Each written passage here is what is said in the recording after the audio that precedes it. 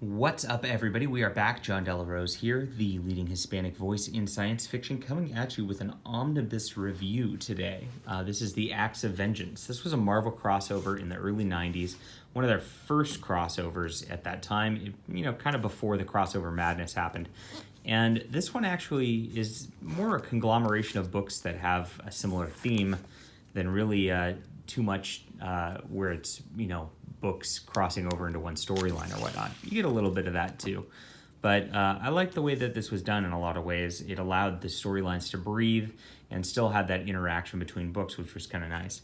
It collects Avengers 3:11 through 3:13, Annual 19, Avengers Spotlight 26 through 29, Avengers West Coast 53 through 55, Captain America 365 through 367, Iron Man 251 and 252, Quasar 5 through 7, Thor 411 through 413, Cloak and Dagger 9, Amazing Spider-Man 326 through 329, Spectacular Spider-Man 158 through 160, and Web of Spider-Man 59 through 61. So a lot of different titles in about 3 months worth. So all these titles crossed over. There is a companion omnibus of Acts of Vengeance crossovers also, which contains other Marvel Universe stories that goes along with this, but they don't really go into the main storyline as much as these do here. Now, I read this over the course of several months, so I don't have the best memory of all of these stories at this point, but I do know the general gist of it. And what it is basically the villains all get together. There's a mysterious villain who's coordinating everything, and they're like, hey, Dr. Doom's like, I've fought the Fantastic Four several times, and I've lost every single time, so maybe we should switch things up and I'll fight somebody else this time. And Magneto should fight, the Avengers instead of the X-Men. And, it goes down the line where they kind of swap the characters that they are fighting against. And it starts here in this Avengers Spotlight issue where we see some villains in their cell blocks getting released, and deals with these, with Hawkeye and Iron Man in that situation.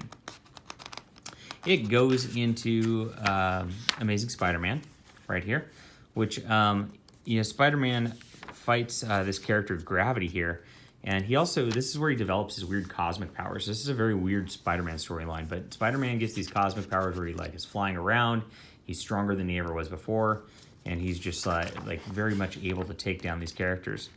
We had Colleen Doran pencil this issue, which, she actually does really nice work, and I really love her Mary Jane here. Some good stuff, and very fun Spider-Man issue as we get into this. And they cross over with the whole Spider-Man line at this time, so you get a big chunk of Spider-Man through this, and Mary Jane worrying about Peter Parker as he's coming out of this whole situation. And then we get into the villains as they scheme together to change things here. And this is the first real appearance of all the villains talking about that in this issue. As we get through some more Spider-Man, Spider-Man survives some electrical issues and deals with another villain here. And we get Web of Spider-Man, where Spider-Man fights Titania and wipes the floor with her because of his new powers. And then we get into the Avengers. And as it says on the cover here, their Hydro base is destroyed. Now, Avengers has their own island at this point in the history. And we have John Byrne writing Avengers and Avengers West Coast at this point. So they tie in together nicely with the same writer doing the same thing. I just reviewed Quasar Classic, and I started reading Quasar Classic because of his appearance in this. I enjoyed his issues a lot in this volume, and so I wanted to read everything Quasar, and had a lot of fun with that. Now, the Avengers issues really, are a little tough. They don't focus on single characters all that much because you only get a few pages, and there's so many characters for them to cover.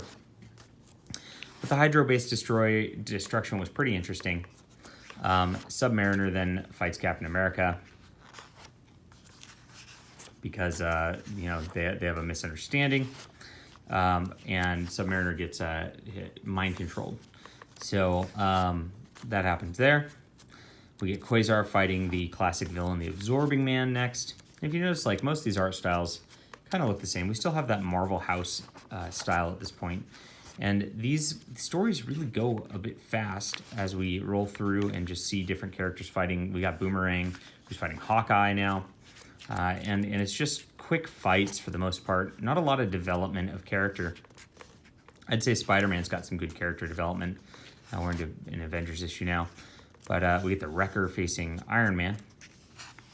But for the most part, like these Iron Man issues especially, it's just like, I mean, there's a fight and, you know, Iron Man doesn't really go out of his suit and you don't really have much going on with Tony Stark or his development in here. So it's just, I don't know. They were nice reads, but they're really popcorn reads. I really did not like the Iron Man art very much. Who did that? Herb Trimpe. That's weird. I like his stuff back on the Hulk in the 70s, but whatever happened here, I don't know what went on, but I just don't like the proportions and the stiffness of what's going on. Look at the weird neck here. He's got a small head compared to his body. I don't know what. Maybe he was rushing. Who knows? Didn't love the art in Iron Man setup right here. I think these are very not dynamic fight scenes also. So this was something that I read pretty quickly. You know, not thrilled about. The UFOs come in and fight the Avengers West Coast at this point, and we have some villains scheming, and they all want to kind of take over the setup. This is the mysterious villain that gets revealed at the end as he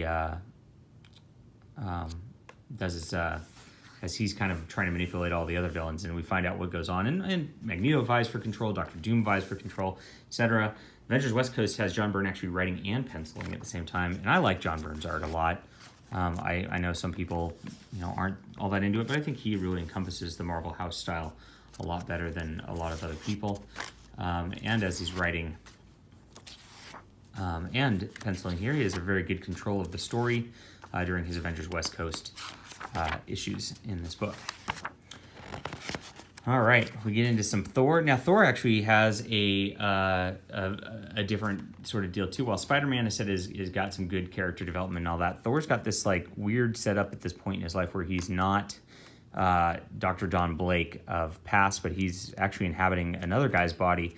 And there's a really nice personal development here with him that goes throughout this book. And Thor is trying to uncover, you know, who's causing him problems in his personal life. And he fights the Juggernaut, which is very fun. And this features art by Ron Frenz, who is my favorite Marvel artist. You can see why. He's got super dynamic poses. Tom DeFalco is one of my favorite writers, if not my favorite writer. Really glorious stuff in the Thor issue. It's just perfectly done comics right here. And it continues into this issue as it goes on.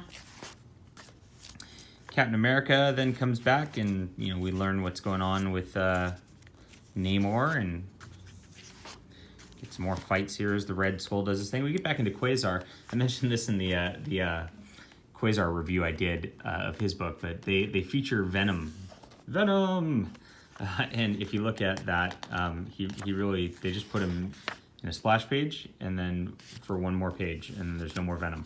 It's like they just tried to sell the book just based on the Venom bit. But this was a very delightful issue. I like the Quasar stuff is really, frankly, the best of this volume. Get back into the Avengers. I get bored during some of these Avengers issues because like there is some personal issues going on with Scarlet Witch and Vision here. Vision apparently has like lost his memory, and they were married before, and she's freaked out about that. But you know, beyond that, it's like, you know, there's just not much going on in the Avengers. I mean, you just flip from character to character so much. I don't love it all that much. We get a random Cloak and Dagger issue here. Really like this drawing of Dagger here. Very, very pretty face, which is nice to see in a comic. And it's just a this issue is just like a lead-in real quick that ties into the main issue here. And we have Terry Austin writing, Mike Vosberg as the artist. It's a little simpler art than some of the other stuff, but I enjoy it well enough, and I like the characters of Cloak and Dagger. So it rolls through. The villains, you know, keep going and saying, "Hey, we need to really step up our game here, and we're on the precipice of really destroying the Avengers, and then they do their thing, and that's it. All right, is this the Spider-Man issue? It is. All right, so we get some Eric Larsen Spider-Man. I don't know if this was the first issue Eric Larsen was on, or if Colleen Doran was a replacement, but you really get to see his style here, and very different than everybody else's. He does really dynamic poses, really different things. I very much enjoyed Spider-Man's art in this. Some spectacular Spider-Man, a very nice Spider-Man run all the way around, as Dr. Doom's trying to mess with Spider-Man here. Going through the different issues. Web of Spider-Man. So this is almost a Spider-Man Omnibus all the way around, except for the whole Avengers overlapping thing. Spider-Man fights with Hulk in this one. More Eric Larsen art. Some wonky looks with Eric Larsen here. Even Todd McFarlane had some strange close-ups on faces in this era. This is a very wonky look also for Peter Parker. Very unusual. And we have the Gray Hulk during this period, but the Hulk doesn't really have too much impact on this storyline whatsoever. Some more Spider-Man build-ups here as he's fighting robots. And he just blows up this dude. Yeah, whoom. And we're closing out the Acts of Vengeance. And if you think that the storyline sounds pretty light, or maybe it's my review that's sounding pretty light, as he fights a dragon here, it's because, and then he crosses over into Quasar and helps remove Terminus from the planet. But that's a very nice issue. This was probably my favorite issue of the book. You can see Cosmic Spider-Man and Quasar in action together. If you think it sounds light, it's because the storyline is light. I mean, it's basically villain shows up who's you don't expect, always expect the unexpected. And then the hero defeats them, and then there's some, cut to the scene of all the, scheming villains together going, hey, we better do better next time. And then it continues. So we get the Mole Man in this one with his monsters.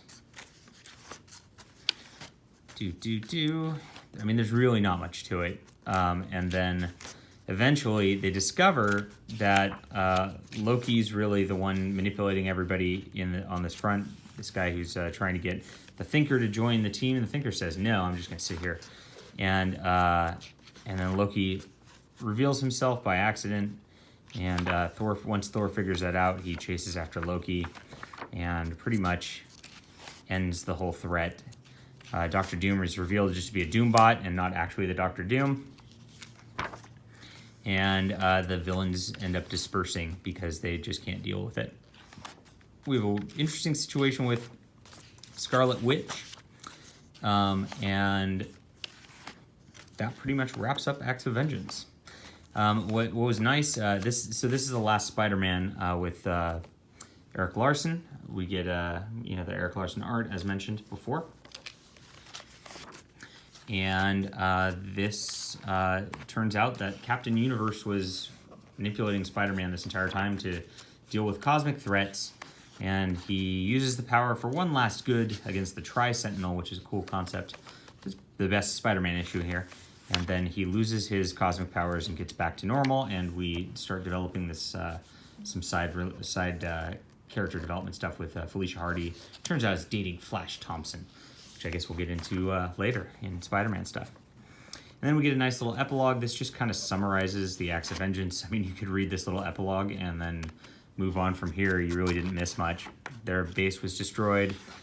They fought all these villains who they didn't usually fight. They thought that they were really toast.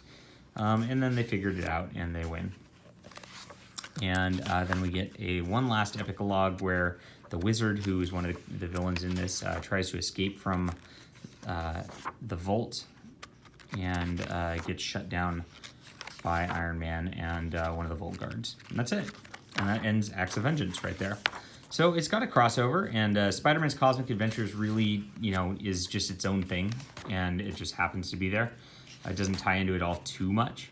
And that's all she wrote for the Acts of Vengeance. So, I mean, it was all right. I mean, each of these issues on their own are not that memorable for the most part, except for maybe some of the Spider-Man stuff and the Quasar stuff. Like I said, Thor was really good on the character development front. But the overall event, it just it didn't bother the books, which I like. They didn't have to stop their storylines and stop, what they were doing, to have the weird crossover and interrupt everything. It just felt natural, at least, which a lot of the crossovers these days do not. So overall, it was all right. I can't say it was my favorite work, just because most of it felt pretty trite, like a lot of fighting for the sake of fighting, and then once the bad guy was beat, it just kind of ends and didn't really impact anything.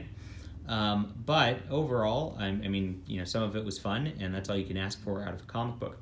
Now, this omnibus is out of print. I actually have a slightly damaged edition because I found one on the cheap, and it's got a little bit of dings, and the back pages are damaged a little bit, but looks mostly okay.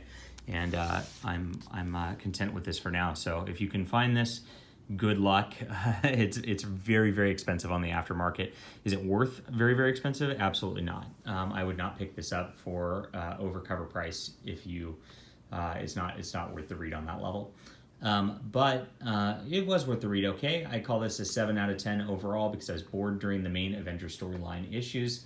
I was bored during the Captain America and Iron Man issues, but I really enjoyed the Thor issues and the Spider-Man and Quasar issues.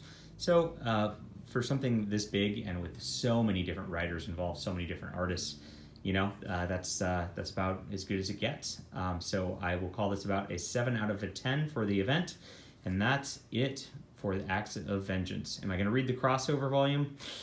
Probably not. So I'll get back to the Epic collections and keep them within their own books, because I don't think reading this together and the crossovers really creates a full real event picture. Now, what is interesting about this is they keep talking about the Superhero Registration Act and whether they should do that in here, which then comes back into Civil War about a decade later when they do that event. So I didn't know that was talked about that early in this, and that was probably the most interesting universe aspect of the book here. All right, I hope you enjoyed the review. Hit that like and subscribe button. Leave a comment down below. Have you read this before? Is this your favorite event? What is your favorite event from Marvel? Let me know, and I will talk to you soon. See you.